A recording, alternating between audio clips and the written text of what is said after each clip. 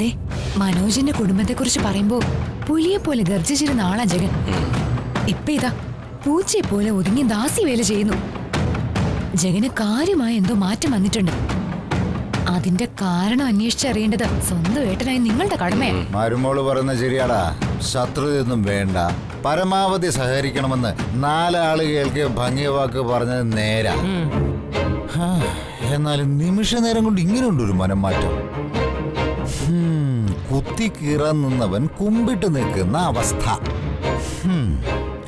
ഈ കൂർമാറ്റം മുളയിലേ നുള്ളിയില്ലെങ്കിൽ മാധവ കുടുംബത്തിന്റെ ഭൂരിപക്ഷം നമ്മുടെ മകൻ ജഗൻ അടിച്ചോണ്ടു പോകും. അപകടം എനിക്ക് മണക്കുന്നുണ്ട് അച്ഛാ. ഇതെവിടെ വരെ പോകുന്ന നമുക്കൊന്ന് നോക്കാം.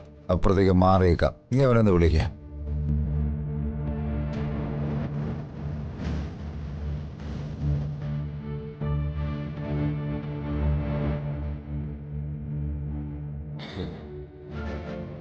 നമസ്കാരം ജഗ, നിന്റെ അച്ഛൻ വിളിക്കുന്നു.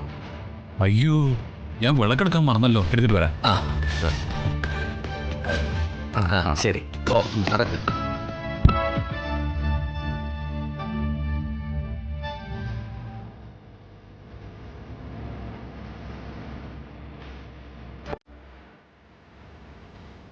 വാ നോക്കാം.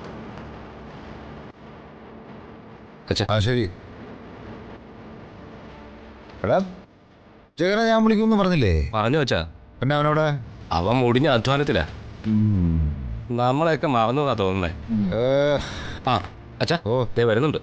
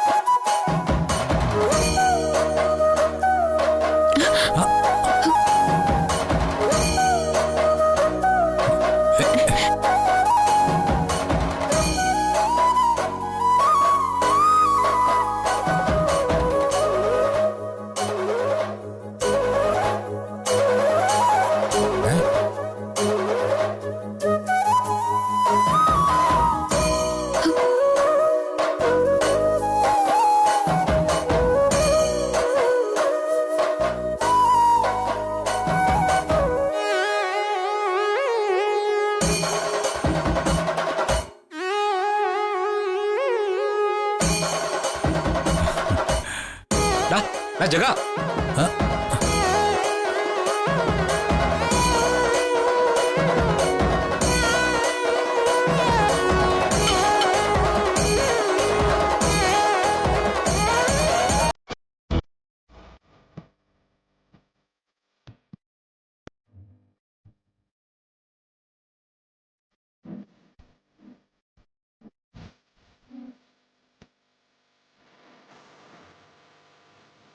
എന്താ എന്നെ വിളിച്ചത്? ഇന്നലെ വരെ മാധവന്റെ കുടുംബത്തോട് കടുത്ത ശത്രുതയിലായിരുന്നില്ലേ നീ? ഇന്ന് നീ അവരുടെ കുടുംബത്തിന് വേണ്ടി ഉറ്റ മിത്രത്തെ പോലെ പ്രയത്നിക്കുന്നു. ആ മനമാറ്റത്തിന്റെ രഹസ്യം എന്താണെന്ന് അറിയാനാ വിളിപ്പിച്ചത്.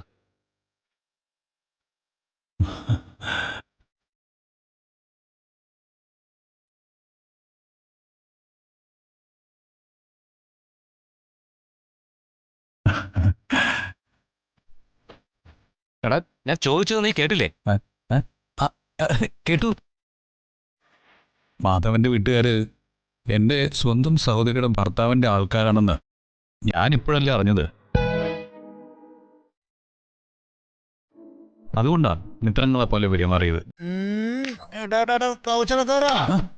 എടാ, നിന്റെ പ്രായം കഴിഞ്ഞെന്നെ ഞാൻ ഇങ്ങോട്ട് വന്നത്.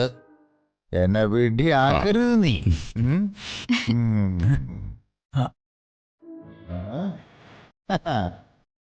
കല്യാണത്തിന് വരില്ല എന്ന് കട്ടായം പറഞ്ഞവൻ എന്നിട്ടിപ്പോ ഇവിടത്തെ അടുക്കളക്കാരനായി മാറിയിരിക്കുന്നു.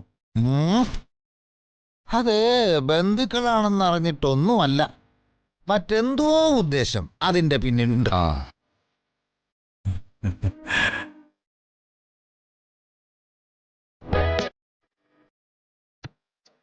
അവന് ജഗ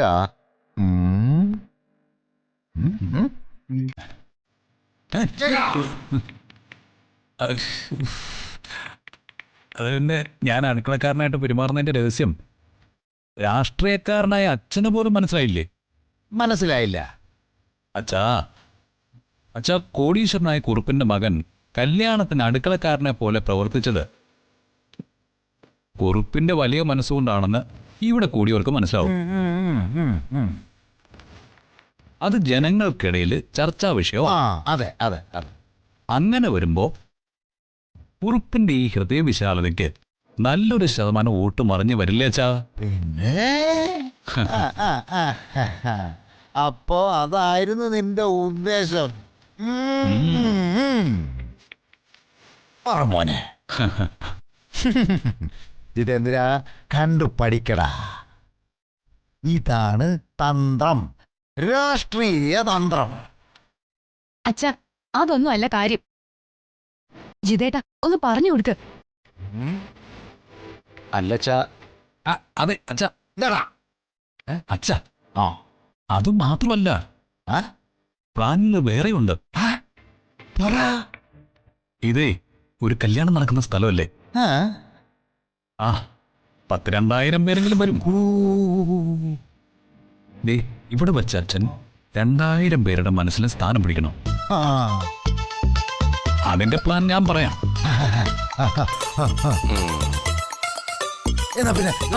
ജഗൻ മോനെ, നീ ഇവിടെ നിൽക്കാണോ? ഞാൻ എവിടെയല്ലേ അന്വേഷിച്ചു. വന്നേ, ഒരു കാര്യം പറയാനുണ്ട്. വാ, വന്ന് പറയാം. ഒരു പ്ലാനെങ്കിലും പറഞ്ഞിട്ട് പോടാ. 10,000-2000 പേരുള്ളല്ലേ, ഒരെണ്ണം.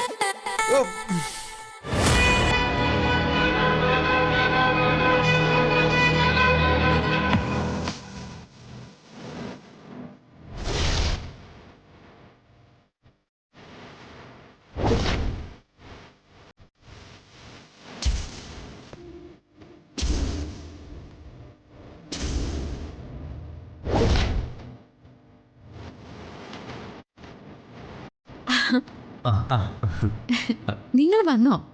ആശ്വാസായി. ശ്യാമിനെ ഫോണിൽ വിളിച്ചിട്ട് കിട്ടുന്നില്ല എന്നും പറഞ്ഞ് സങ്കടപ്പെട്ടിരിക്കുക വർഷ.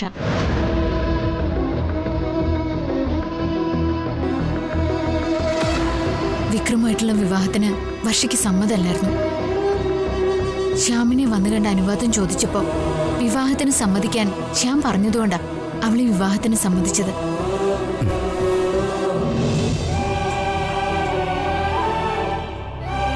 വർഷയുടെ ഉറ്റ സുഹൃത്തല്ലേ ശ്യാം. അവളുടെ സഹോദരന്റെ സ്ഥാനത്ത് നിന്നുകൊണ്ട് ശ്യാം ഈ വിവാഹം നടത്തി കൊടുക്കണം. അതാ ശ്യാമേ വർഷയുടെ ആഗ്രഹം.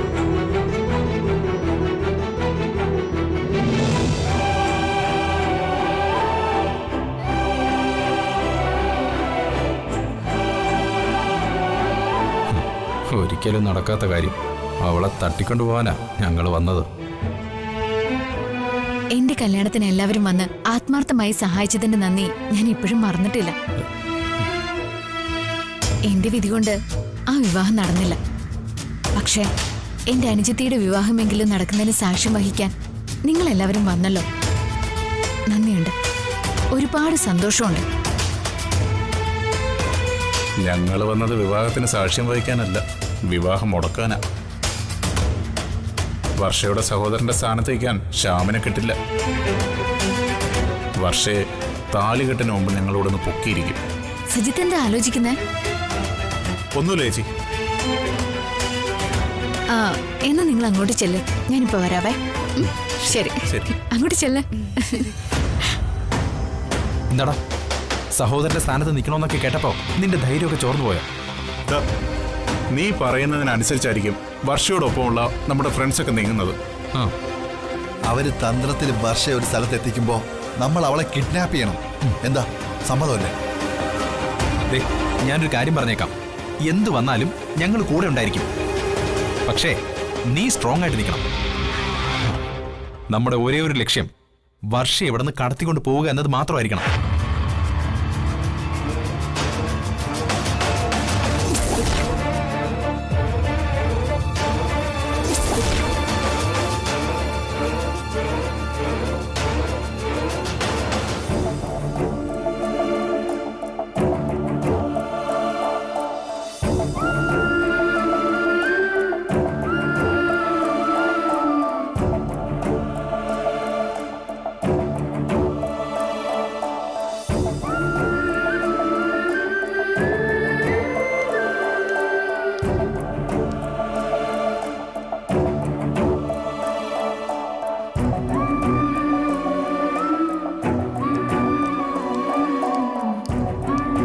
പക്ഷേ മണ്ഡപത്തിലേക്ക് ചെല്ലാൻ നേരമായി, കൂട്ടിക്കൊണ്ട് ചെല്ലാൻ പറഞ്ഞു.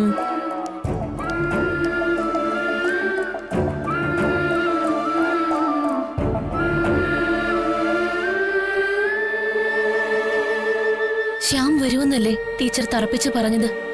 എന്നിട്ട് അവൻ വന്നില്ലല്ലോ. എനിക്കറിയാം ശ്യാം വരില്ല.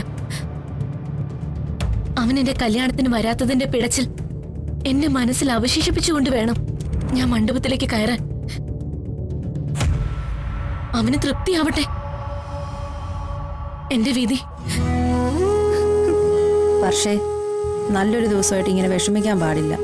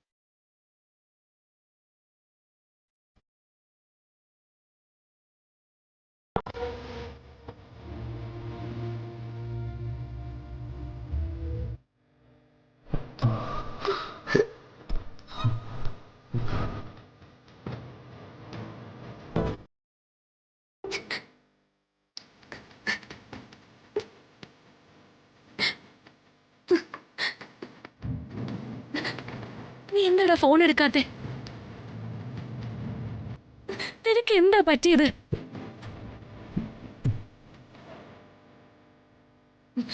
എന്തായാലും നീ ഇപ്പൊ വന്നല്ലോ. വിക്രമിന്റെ താലി എന്റെ കഴുത്തിൽ കയറും മുന്നേ എനിക്ക് നിന്റെ അനുഗ്രഹം വേണം.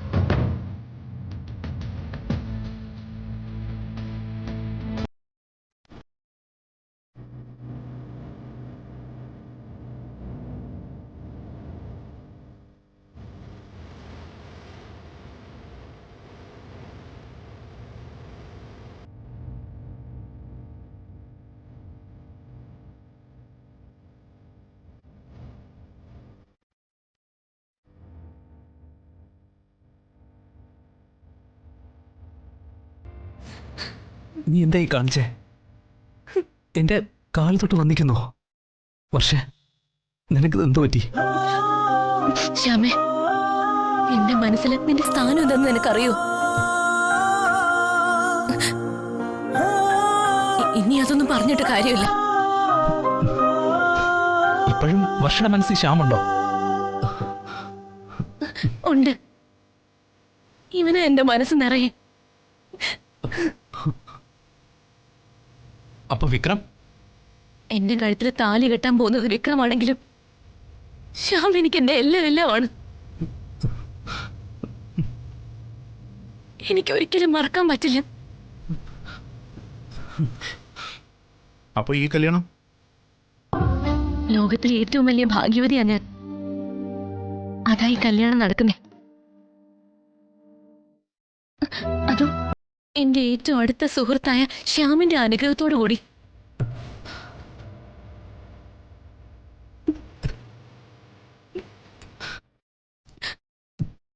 വിക്രവുമായുള്ള ആത്മബന്ധം വർഷയ്ക്ക് ഇത്രയുള്ള സ്ഥിതിക്ക് ഇനി തട്ടിക്കൊണ്ടുപോകൽ പരിപാടി അപാകമാണ്.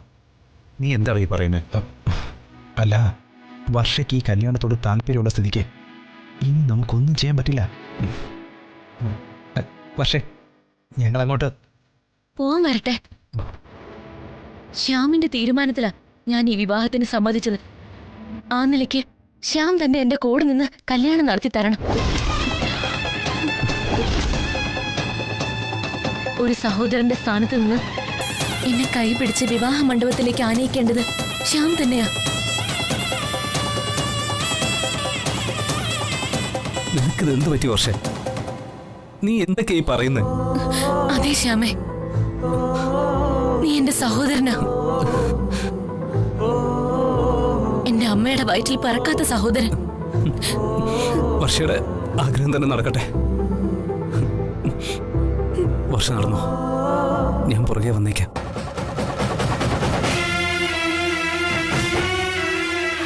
നിങ്ങൾ ചില്ല.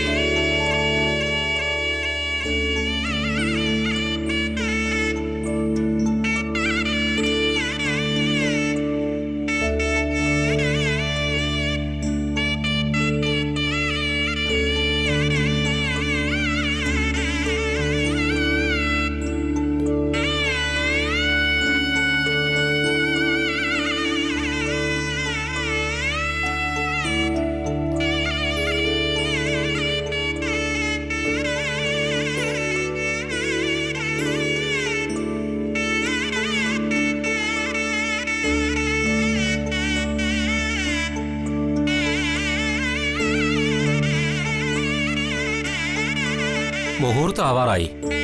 വരുന്നെ വിളിച്ചോളൂ. ആ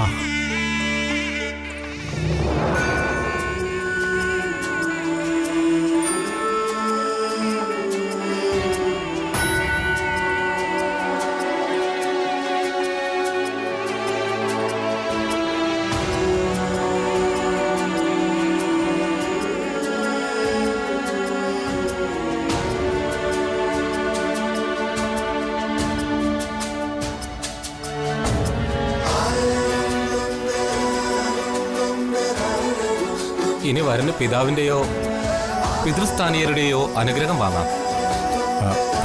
കുറുപ്പ് സാറേ, ഓ, വിക്രമിന്റെ അച്ഛന്റെ സ്ഥാനത്ത് നിന്ന് അനുഗ്രഹിക്കേണ്ട സമയമായി. പിന്നെന്താ? മോനെ,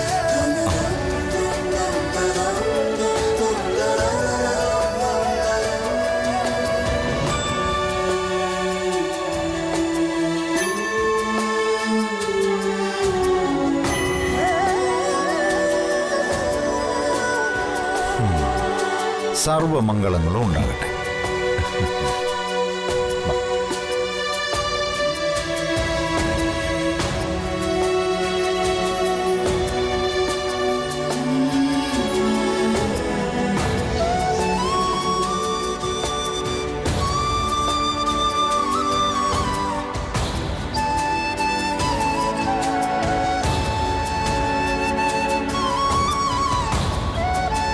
ഇതാ പ്രാർത്ഥിച്ചതിലേക്ക് ഇട്ടുള്ളൂ.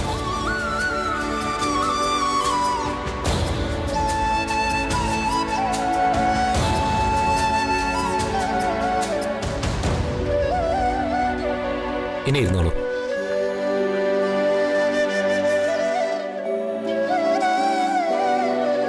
ഇനി പെൺകുട്ടിയെ വിളിച്ചോളൂ. ആ ആയിക്കോട്ടെ. ആ മോളെ ആ എടുത്തു.